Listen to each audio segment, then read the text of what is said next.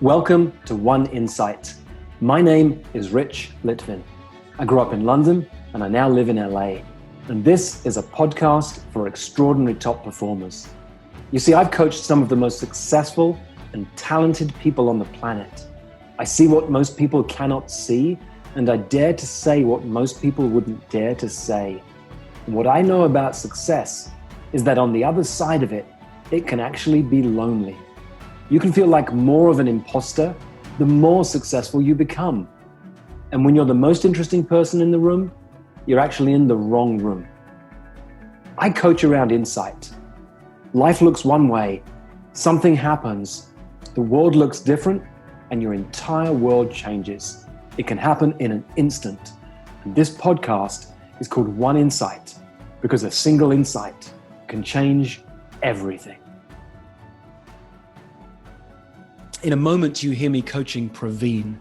Praveen coaches brilliant people himself, leaders, particularly in Silicon Valley.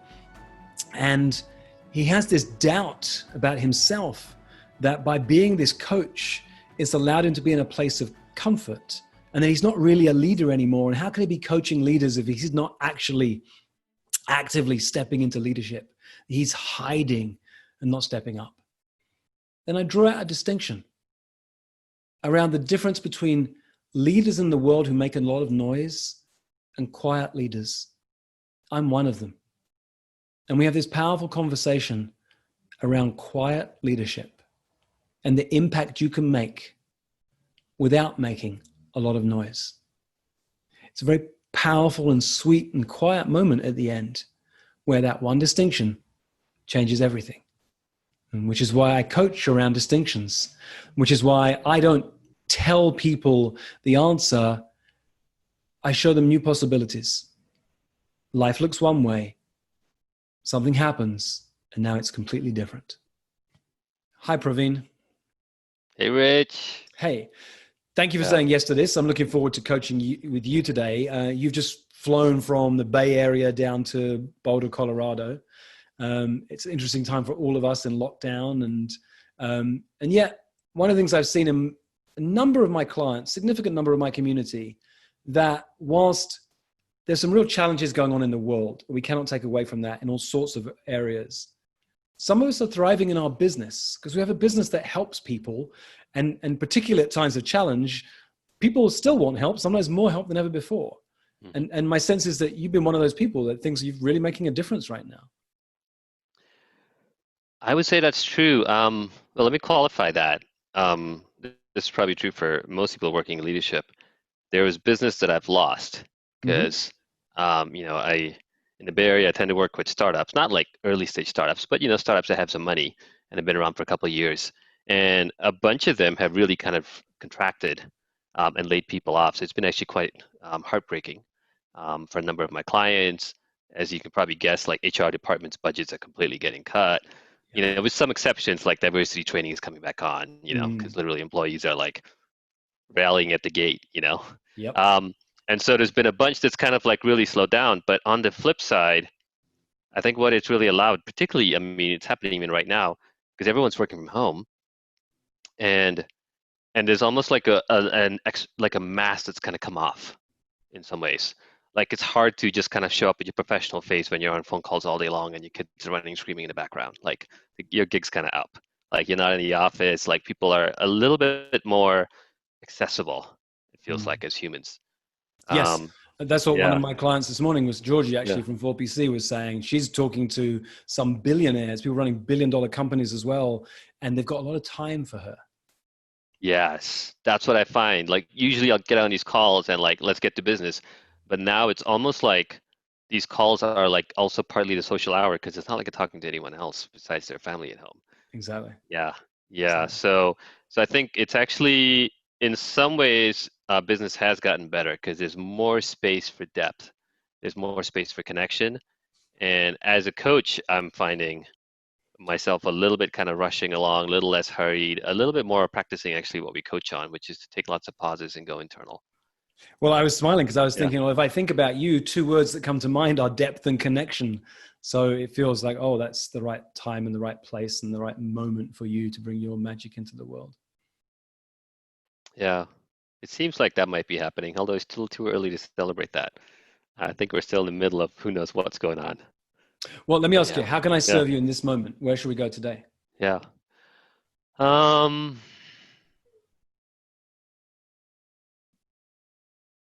Let me give a little bit of context and I'll sort of dive into it. And so business is good, the coaching is going fine. I think as I was feeling into our chat today, I realized, so much of what I coach leaders.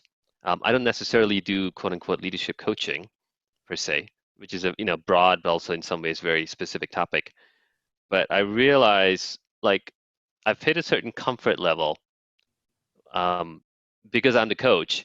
I get to kind of ride shotgun and sometimes even be in the back seat and kind of like say what I see and where I think we should go or what I'm noticing. And it's a very comfortable position for me to be in at this point because I can coach really brilliant people, across all kinds of industries, be an expert, be the coach. And what it allows me to do is it allows me myself to not be a leader, paradoxically, because um, as a coach, it's not my job to like hold their hand and have them lean on me. Like they're the leaders. I'm going to go support them as a coach and name what I see. So it's a nice cushy seat to be in a shotgun seat next to them with that. Um, and if I look back on my life and kind of all the stuff I've been through and right now, I'm sort of hiding a little bit, is what it feels like, Yeah. And it's a little bit embarrassing to say that because um, how can you be a leader if you're hiding? Like, it's something I'm really kind of um, it's like I'm kind of struggling with a little bit. And I'm also noticing that in the people I'm coaching, particularly with all the stuff that's happened these last couple of months, people are being really invited to step forward, stick their neck out more, take a stand. Um, no matter what the crisis is or the situation is, whether it's social or medical. And so something about that is really starting to like weigh on my mind Yeah. lately.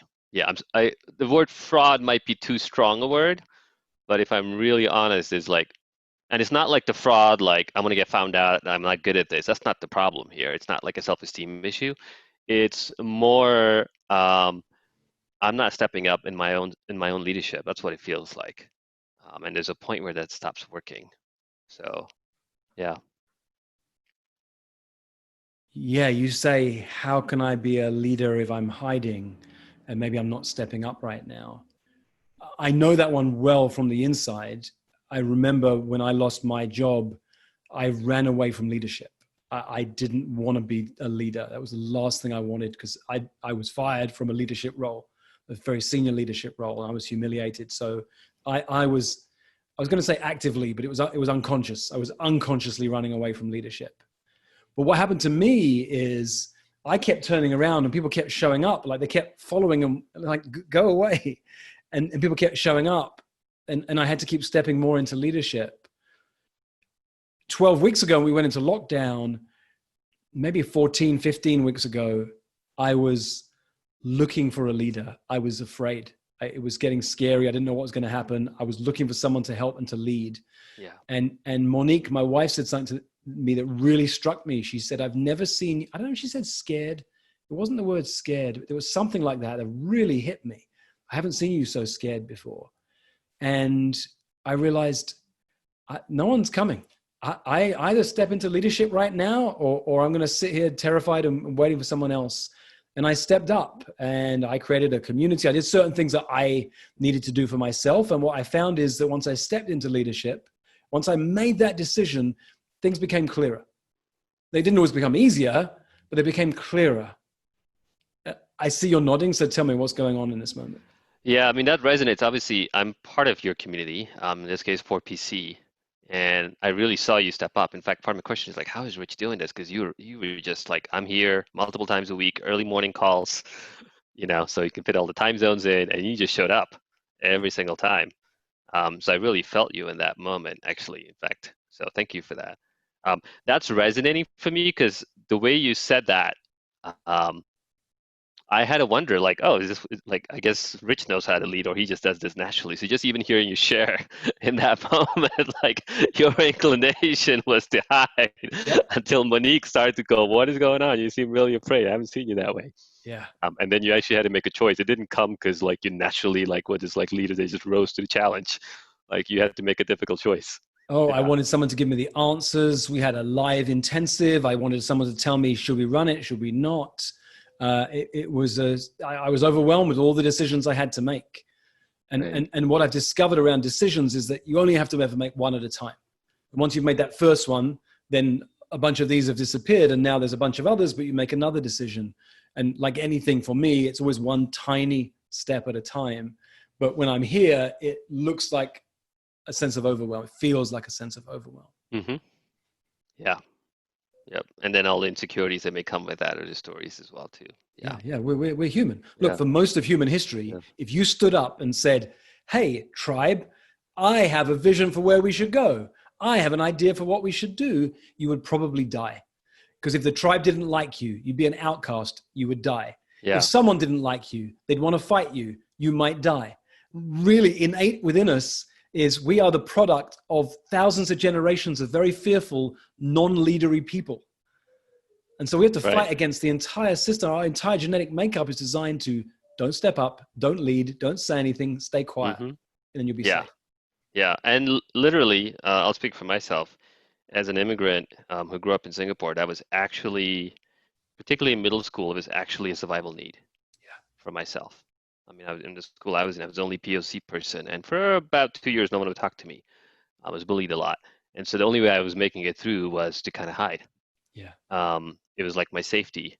And of course, I turned that into a strength because in some ways as a coach, and I don't know if this is true for all coaches, as a coach for myself, like I can be brilliant and also be hiding at the same time. It's totally possible as a coach and have a successful coaching career even that way.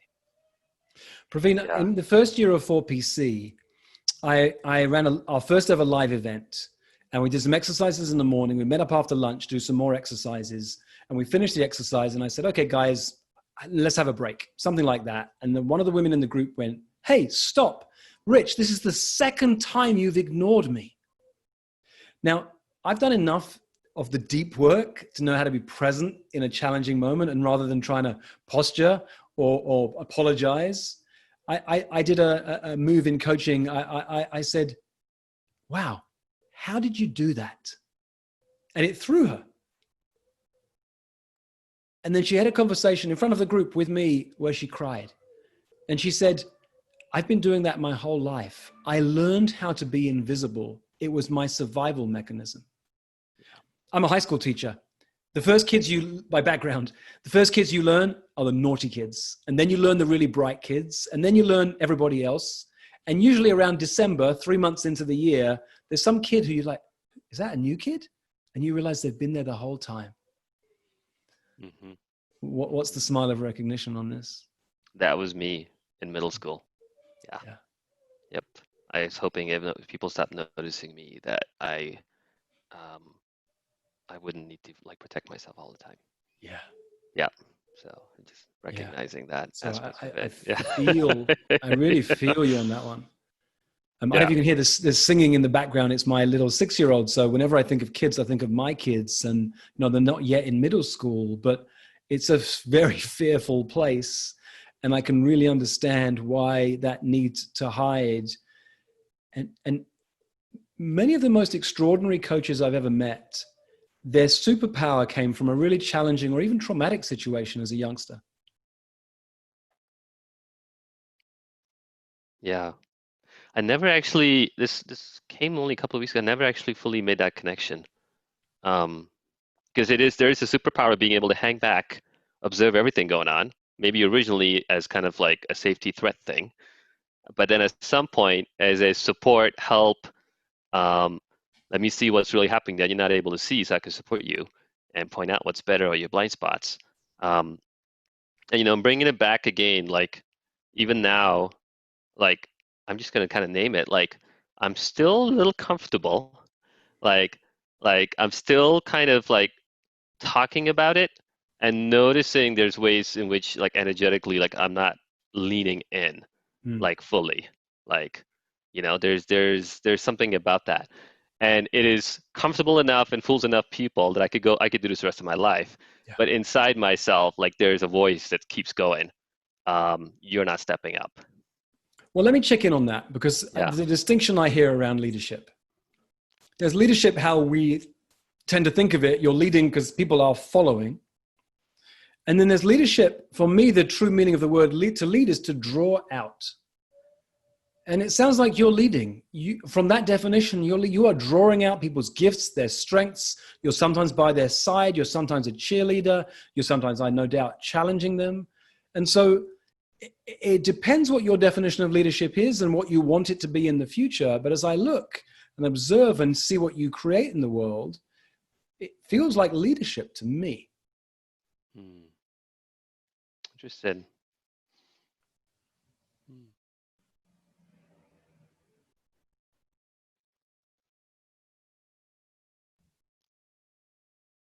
What comes to me hearing that is it could be, I'm checking myself on that. It feels like leadership kind of like, sort of like holding their hand and kind of walking with them. It feels like that kind of leadership, you know, versus like a run to the front, plant the flag, who's with me. That kind of leadership I don't do very much of. And to be honest, like kind of scares me when I do it. But like, hey, let me walk with you as like a partner and let's look at the landscape. Let's talk about what's going on. This is our world. This is your world. Here's my experiences. And let's kind of be in a journey together. That kind of leadership to me does feel very resonant with my work. So Yeah. I don't know why the Knights of the Round Table comes into mind right now. There's King Arthur, who's the king who will lead in battle. But then there's Merlin, the magician, who will sit by him and advise him and guide him. What if your flavor of leadership was more like that? That you're the person who is trusted so much by the kings that they can actually hear you.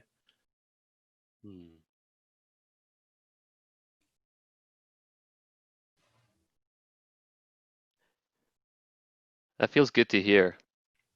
I think there's a way I haven't fully, it's almost like, yeah, there's almost like people see that Arthur is obviously a leader, but I wonder how many people think that Merlin's a leader, including me, when you speak about it that way as an archetype. Yeah. You know, I think that's still kind of landing in. Well, yeah. Merlin's the magician, right? You're a magician. You get people to say things to you that they don't say to another living soul. You get people to look at the landscape in a way that they couldn't do without you there. And if you can't see the full picture without that conversation with you, then you're operating where you've got blinkers on. You're a magician. Mm-hmm.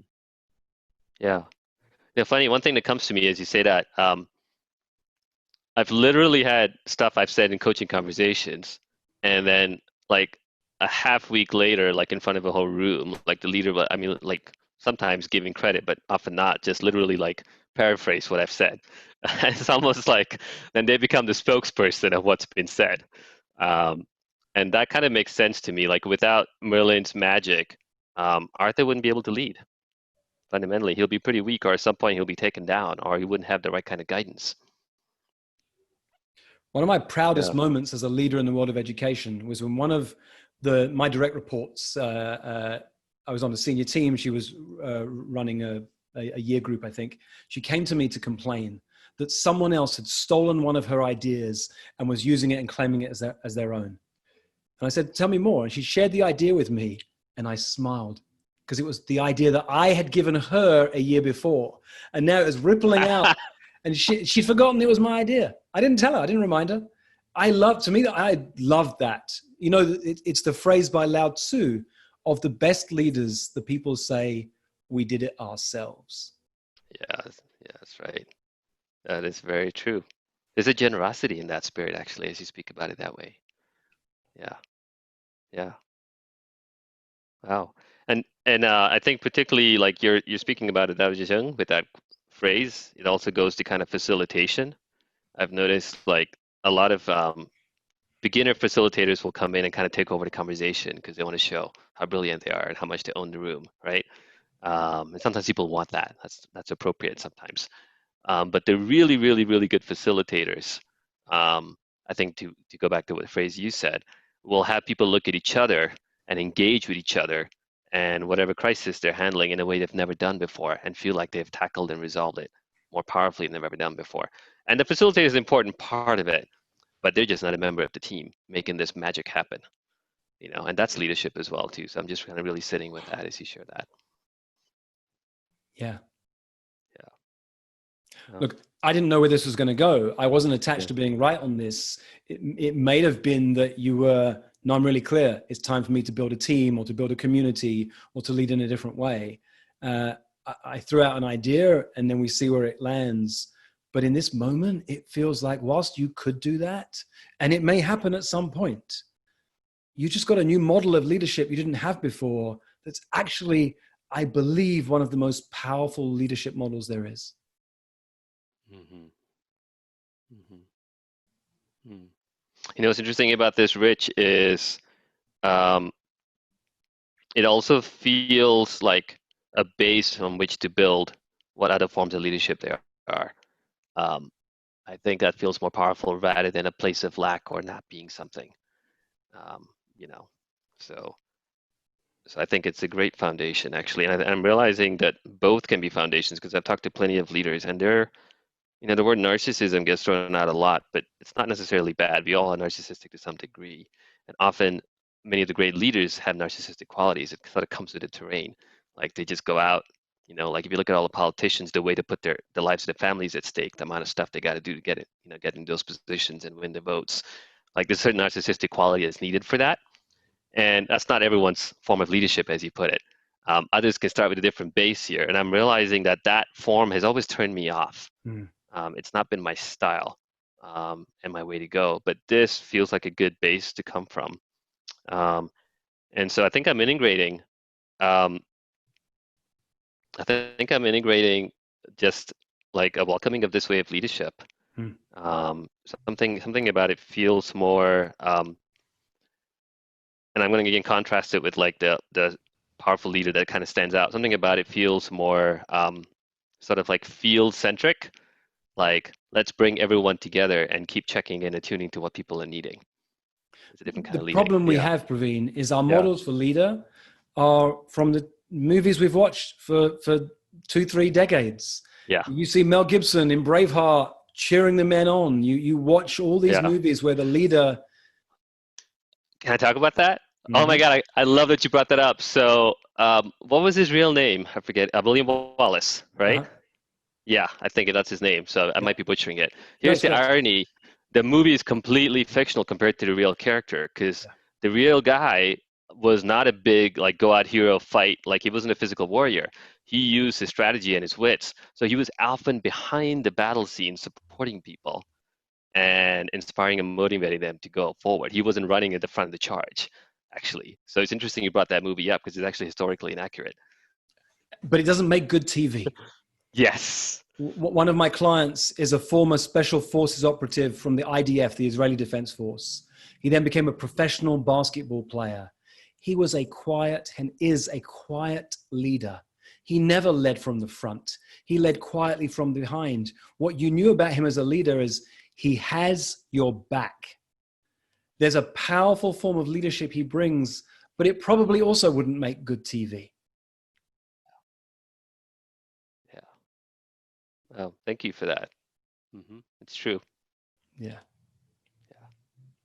I think we're there, and we're there in this moment of quiet and stillness because there's no. It's the way I coach too. I'm not looking for some big Yahoo moment.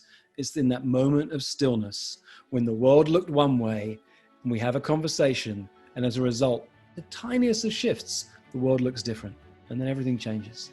It's quiet leadership.